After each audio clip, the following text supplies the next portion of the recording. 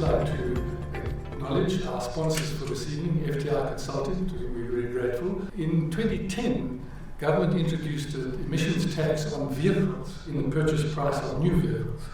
Tonight, the taxes that are going to kick in are going to yield about 2.2 billion per annum. We also have in the petrol price and the diesel price a thing called the fuel levy. That's £3.52 a litre, which yields about 80 billion per annum. The first is essentially a regulatory approach that says, well, if we want to keep the world in a safe space, we have to limit our collective emissions. The second line of thinking is the carbon tax line of thinking. And what that says is, well, let's not try and work out all those complexities of a regulatory system. Let's rather put a tax on carbon essentially in its pure form, in its fuel form. Economically speaking, the carbon tax should tend towards what's known as the social cost of carbon. And the social cost of carbon is the externality value of carbon. They're a real cost, it's not borne by the enterprise, it's borne by society at large. And even if you're not a believer in climate change, if all our major trading partners have imposed some form of carbon tax, and almost all of them have, and we fail to have that particular piece of equipment in our toolbox, then it's highly likely that they would impose border adjustment tariffs whenever any South African good was traded there. Anthropogenic climate change is an issue, and an issue which needs to be addressed. And there's two ways of doing it. There's actually essentially a carbon budget way and essentially a carbon tax way. Unfortunately, in the South African context, the Department of Environmental Affairs and National Treasury have opted to go for both ways. So impose a carbon budget on companies which are emitters, or according to the various greenhouse gas emissions, and also impose a carbon tax on those same companies. The question, though, is will the 9 and 10 cents a litre general increase in the fuel levy affect the consumption of liquid fuels? We don't see that being the case. And the reason why that is not the case is because we do not have an adequate public transport system in place. So we do not have an adequate transport system in place in order to shift goods from road to rail. It is interesting to note that if you have a look at the levy increases over the past couple of years, the general fuel levy has increased by roughly 7% year on year for the past 3 years. This year, the general fuel levy, as announced by the Minister in his budget, increased by 5%. But if you take into account the general fuel levy coming in tonight at midnight, that takes it up to 7%.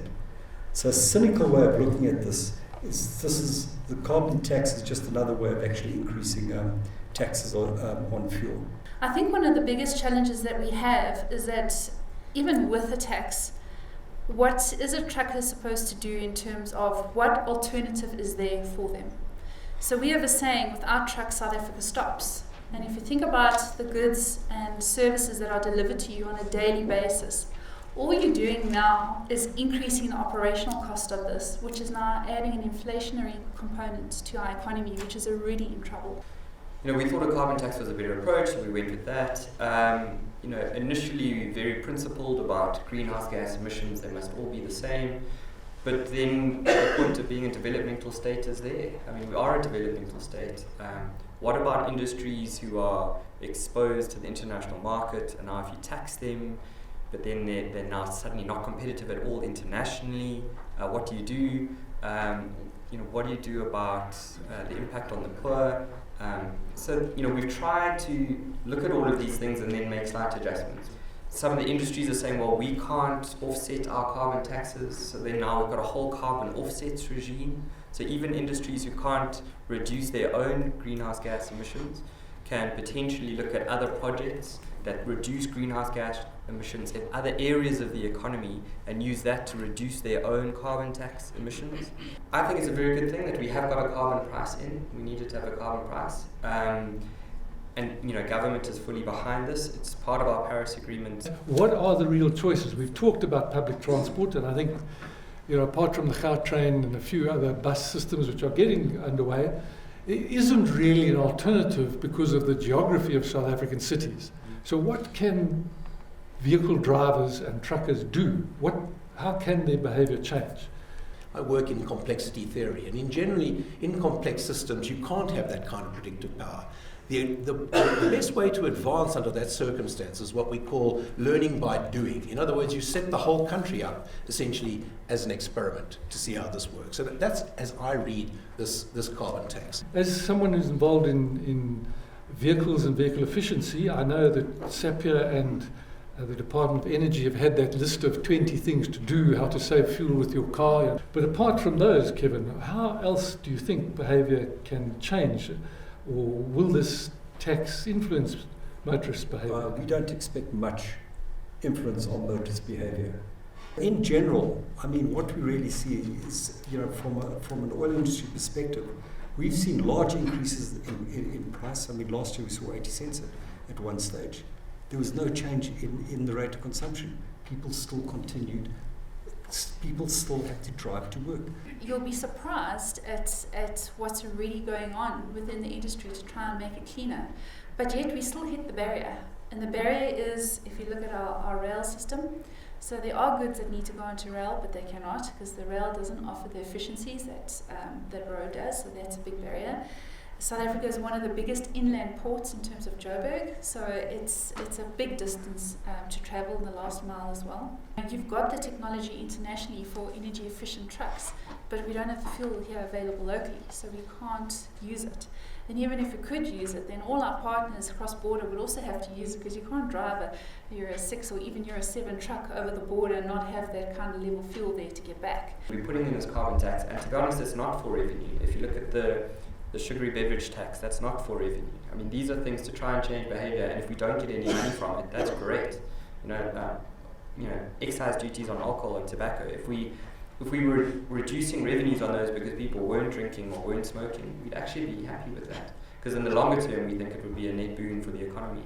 There'd be lower costs for health, lower social impacts, negative social impacts. And that's the way we look at this. Hopefully people will change. How much if all the petrol was not used in South Africa to drive trucks and that, would that have on the actual total carbon footprint in South Africa? Eskom is roughly responsible for around 50%. Transport is responsible for around 9%. 9%. Yeah. That's from the DEA. I am subject to correction, of course. No, this is a tax on the poor.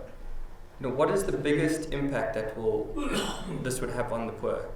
It would be through electricity prices. But we've agreed that there is no change to electricity prices in the first phase, all the way up till 2023. So, some people say, well, Eskom has 40% emissions, 40 to 50. I also thought it was close to 50. Why aren't they paying this tax? Because if they paid this tax, then it would hit the poor the hardest, because the electricity prices would increase. A large portion of poor households' income is through travel. Because of urban displacement, spatial planning, all those kind of things, now we don't have a public transport system to support them. Believe me, it's going to impact poor households immensely. That's a point, Chris, that you need to acknowledge, that when people say it's not going to have impact, all the freight in South Africa is going to come at 10 cents a litre diesel more expensive from tomorrow onwards. So that means general goods prices that move by freight are all going to have to reflect that increase in costs, because the truckers aren't going to absorb it, the oil industry is not going to absorb it, the consumer ultimately is going to carry it. Rod mentioned earlier that the car park is roughly about 12 million vehicles. 12 million vehicles comprising both LDVs, light delivery vehicles, and passenger cars. NAAMS's sales statistics report roughly about 700,000 new units sold per annum. If you have a look at that, of those new units, about 500,000 are passenger vehicles. And of those passenger vehicles, about 60 to 70% are in, let's say, the less than 250,000 Rand range. That's the car you're looking for. If you want to actually get a meaningful change in the car park via the use of EVs, you need to target that market. The price of a new BMW i3 is roughly 850,000 Rand. It's not going to happen. The It's price, an electric vehicle. electric vehicle. The price of a Nissan Leaf, a new Nissan Leaf, is roughly 500,000 rand. So it's not going to happen. I'm not going to discuss where the electricity comes from, because that's also the argument people bring up, saying it's dirty electricity and that. We've created a whole offset regime, which is really, you can go ahead and find a project that reduces emissions, and it will reduce this tax. And there's a huge amount of space there in those carbon offsets. I mean, maybe there needs to be more space.